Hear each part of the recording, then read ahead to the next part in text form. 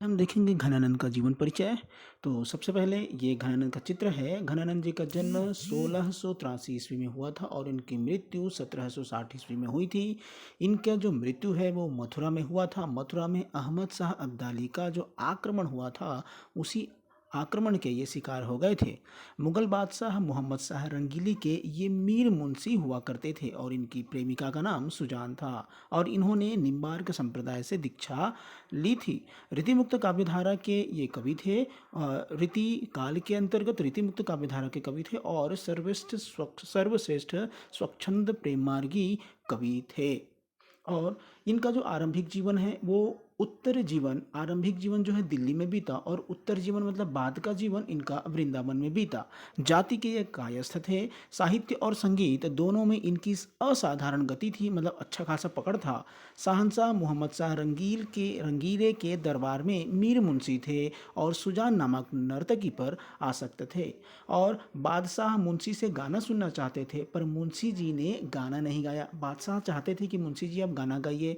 तब दरबारियों ने कहा कि यदि सुजान को बुलाया जाए तो गाना सुनाएंगे। सुजान को बुलाया गया। सुजान की ओर उन्मुख होकर मुंशी ने ऐसा गाना सुनाया कि सारा दरबार मंत्रमुग्ध हो गया।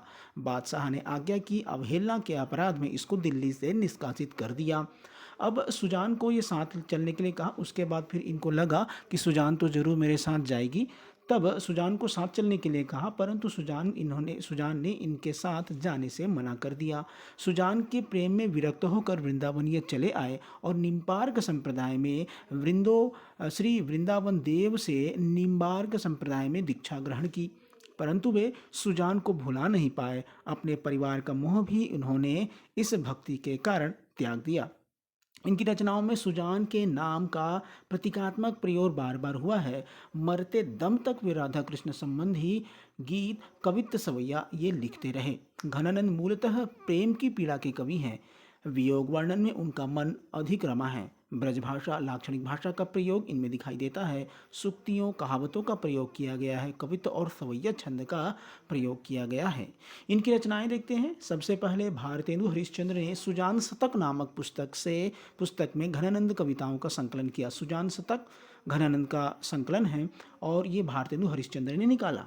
इसके अतिरिक्त सुजान हित तथा सुजान सागर नामक संकलन भी इनका प्रकाश में आया है। आचार्य विश्वनाथ प्रसाद मिश्र द्वारा घनानंद पर किया गया शोध कार्य बड़ा सार्थक सिद्ध हुआ।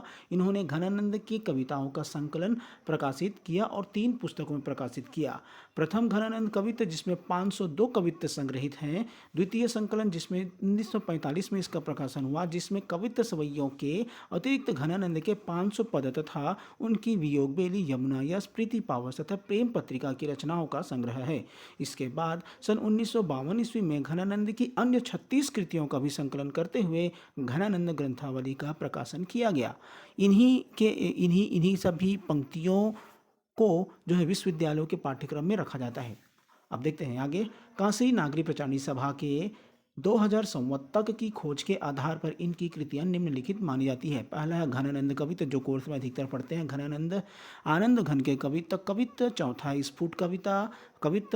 पांचवा है आनंद घन जू के कवित्त। छठा है सुजान हित। सातवां है सुजान हित प्रबंध। आठवां है कृपा कंद निबंध, वियोग बेली, इश्क लता। 11 है आनंद घन के कवित्त, जमुना जस, आनंद घन जी की पदावली। 14 है प्रीति पावस। 15 है सुजान विनोद। 16 है कवित्त संग्रह। 17 है रसकेली बल्ली और 18 है वृंदावन सत। ये सब इनकी रचनाएं हैं और ये था घनानंद का सामान्य परिचय। वीडियो देखने के लिए धन्यवाद।